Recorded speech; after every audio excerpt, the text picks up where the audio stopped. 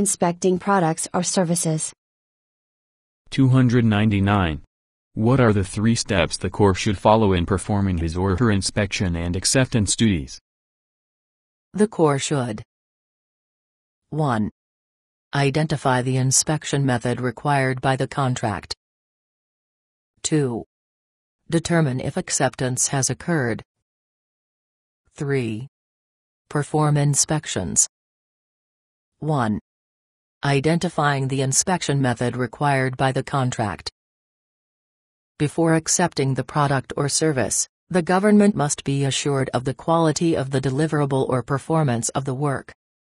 Various inspection methods are used for ensuring quality and are incorporated in the various contract inspection clauses discussed below.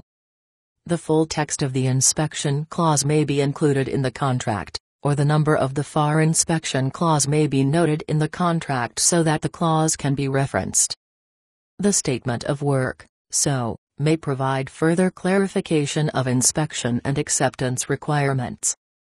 A Quality Assurance Plan, CAP, outlining the monitoring and inspection requirements may also be developed specifically for the contract. FAR clauses detailing inspection methods include the following. Clauses relating to government reliance on inspection by the contractor. Refer to FAR clauses 52.246(1) and -4. The contractor is required to accomplish all inspection and testing needed to ensure that supplies or services conform to contract quality requirements before payment is made. The government may test the supplies or services in advance of acceptance when it has determined that the contractor's quality assurance processes are inadequate, or customary market practices for the specific commercial item being acquired specify this type of inspection. Standard Inspection Requirements Clause. Refer to FAR clauses 52.246(2) and -3 through -10, the Standard Inspection Requirements Clause. Requires the contractor to provide and maintain an inspection system that is acceptable to the government.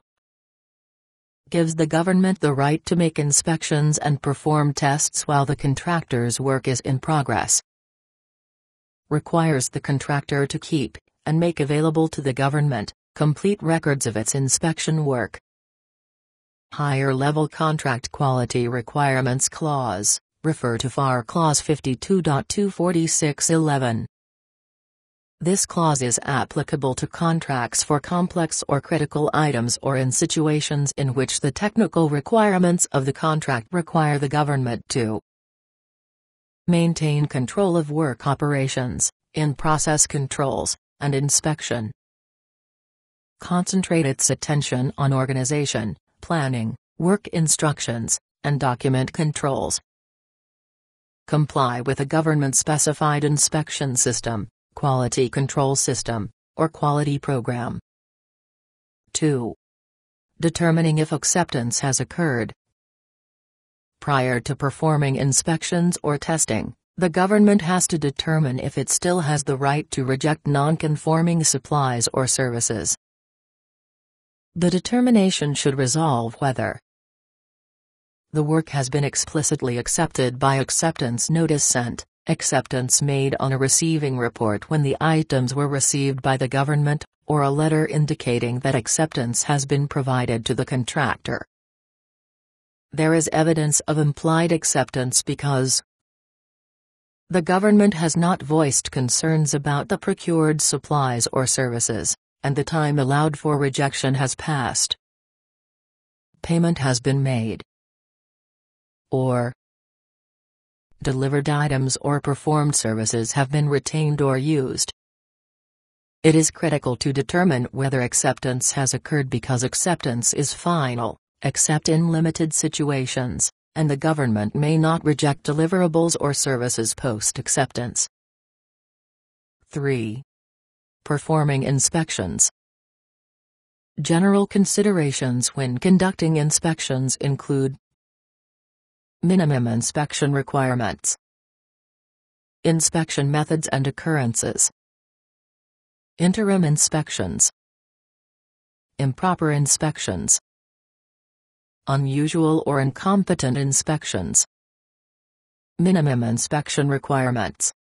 At a minimum, the government is required to inspect contractor deliveries in order to determine whether the proper types or kinds of supplies were provided, the correct quantity of supplies was provided, any changes or deviations from contract requirements exist, the product operates as intended, there are signs of spoilage or age deterioration, the item is properly identified or marked, appropriate packaging was provided.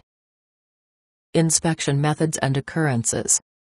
Appropriate types of inspection methods and occurrences may be covered in the contract clause or so. Inspection methods can include sensory and dimensional checks. Sensory checks are examinations by an inspector, who measures the procured supplies for the following defects using his or her senses of sight, hearing, and touch. Missing pieces. Noisy operations. Surface defects. Parts that may be out of alignment. Dimensional checks use gauges and micrometers to measure whether the dimensions of the procured items conform to contract specifications.